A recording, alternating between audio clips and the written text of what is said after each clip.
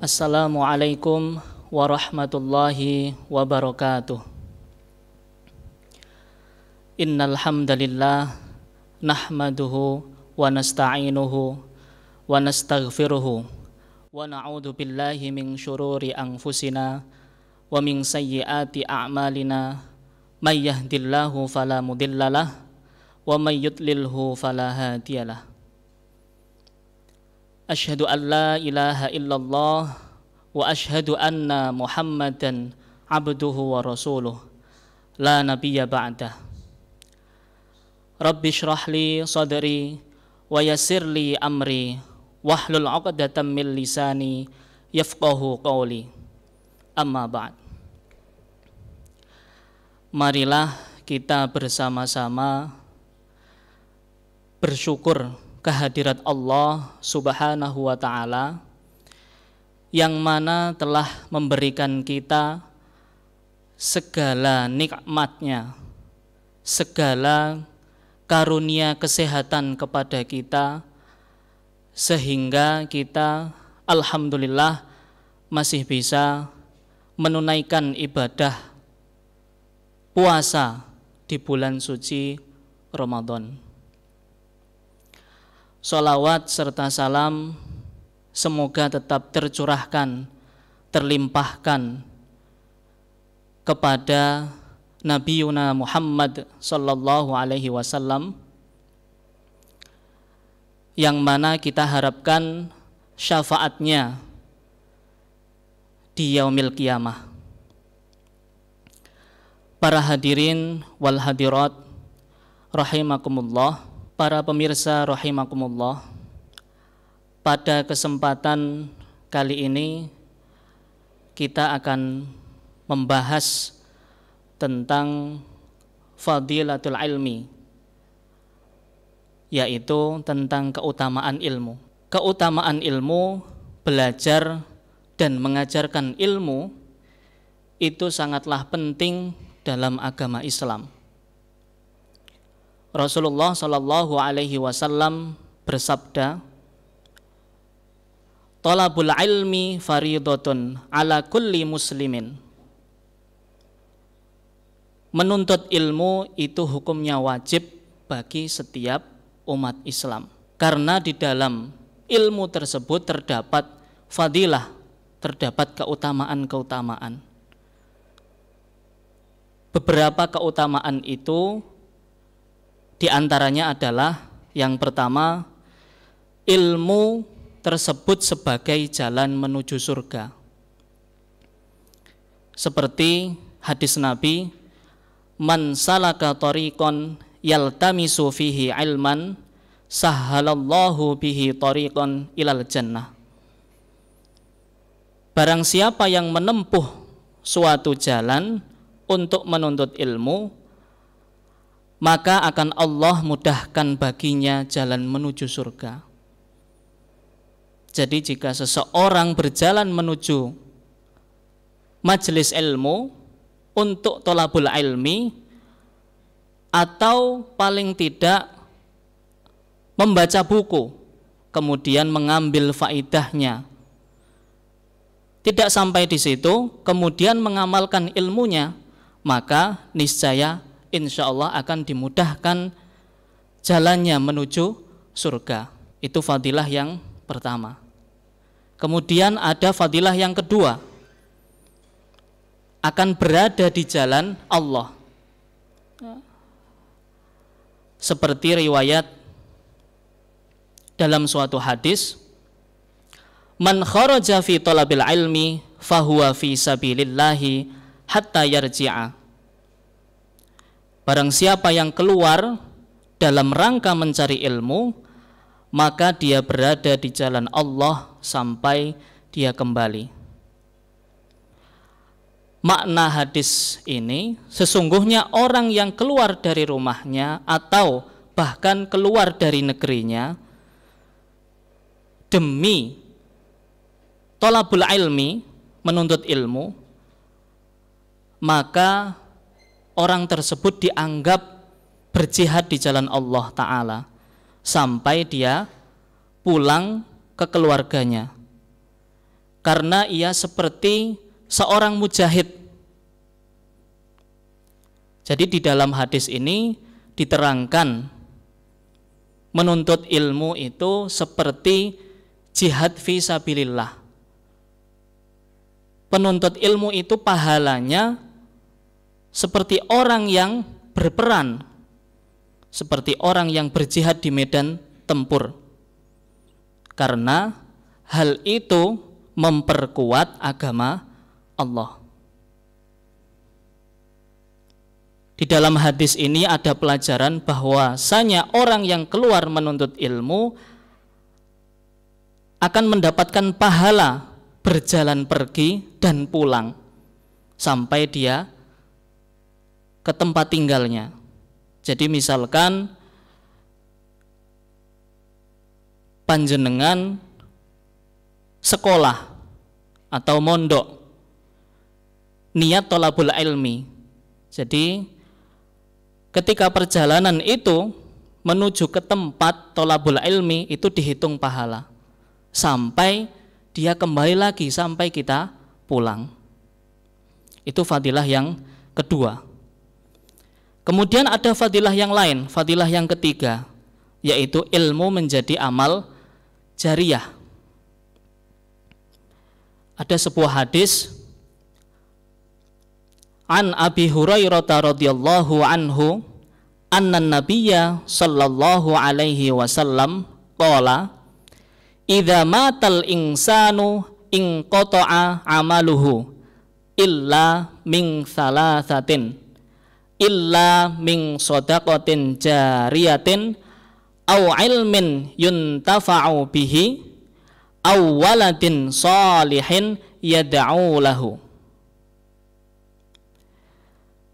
Dari Abu Hurairah radhiyallahu anhu berkata, Rasulullah sallallahu alaihi wasallam bersabda, apabila manusia itu meninggal dunia, maka terputuslah segala amalnya, kecuali 3 perkara, yaitu yang pertama sedekah jariyah, yang kedua ilmu yang bermanfaat, yang ketiga anak soleh yang mendoakan kedua orang tuanya. Hadis riwayat Imam Muslim. Jika manusia telah meninggal, terputuslah segala amalnya karena tidak bisa bekerja, tidak bisa beramal, tidak bisa berkarya, tidak bisa berbuat apa-apa. Maka pekerjaannya tersebut konsekuensinya upahnya terputus, honor terputus. Karena tidak ada kerja, tidak ada upah, tidak ada kerja, tidak ada gaji, tidak ada amal, dan tidak ada pula pahala. Ilmu yang bermanfaat adalah ilmu yang diamalkan dan diajarkan kepada orang lain. Seseorang yang mengajarkan ilmu kepada orang lain, kemudian diamalkan atau diajarkan lagi kepada orang lain, maka ia akan mendapatkan pahala seperti pahala orang yang mengamalkannya atau yang mengajarkannya sekalipun dia telah meninggal dunia. Contoh mudahnya, misalkan panjenengan mempunyai putra, kemudian panjenengan ini bisa memberikan mengajari Al-Fatihah. Jadi walaupun panjenengan misalkan sudah meninggal, putra panjenengan selama masih mengucapkan Al-Fatihah, itu panjenengan juga akan mendapatkan pahala. Apalagi ketika putra panjenengan tersebut mengajarkan kepada orang lain, maka pahalanya akan tambah lagi. Dan kita membaca Al-Fatihah itu minimal sehari semalam 17 kali. Bahkan bisa lebih, itu minimal 17 kali dalam sholat 5 waktu. Para pemirsa rahimakumullah,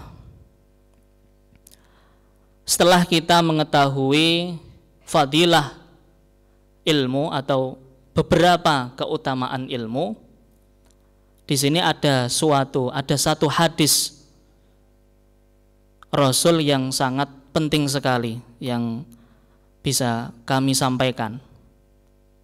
Rasulullah Shallallahu Alaihi Wasallam bersabda, kun aliman, au muta'alliman, au mustami'an, au muhibban, wala takun khamisan fatahlika. Yang artinya, jadilah kamu itu orang yang pandai atau alim, pelajar, pendengar atau pencinta. Dan janganlah kamu menjadi orang yang kelima, sebab kamu akan binasa. Hadis riwayat Imam Al-Baihaqi. Di dalam hadis ini ada maksud. Dengan hadis di atas dijelaskan bahwasanya Islam itu sangat cinta dengan ilmu dan sangat benci dengan kebodohan. Dalam hadis tadi itu ada perintah dan larangan. Perintahnya apa? Yang pertama adalah kun aliman.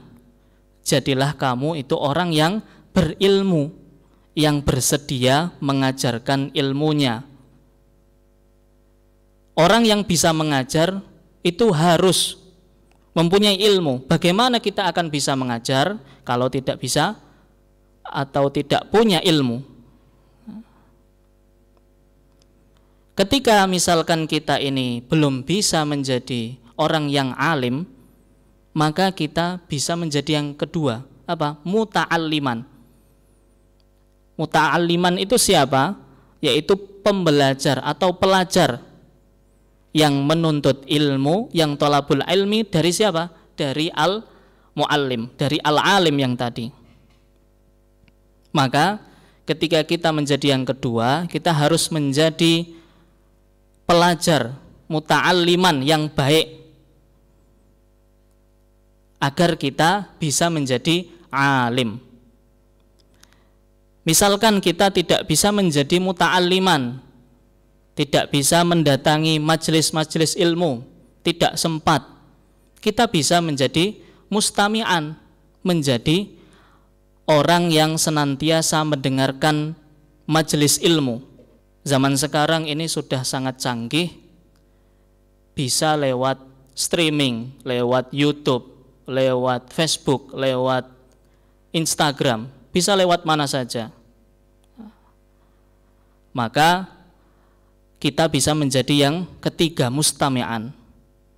Misalkan lagi kita tidak bisa menjadi mustami'an, orang yang mendengarkan.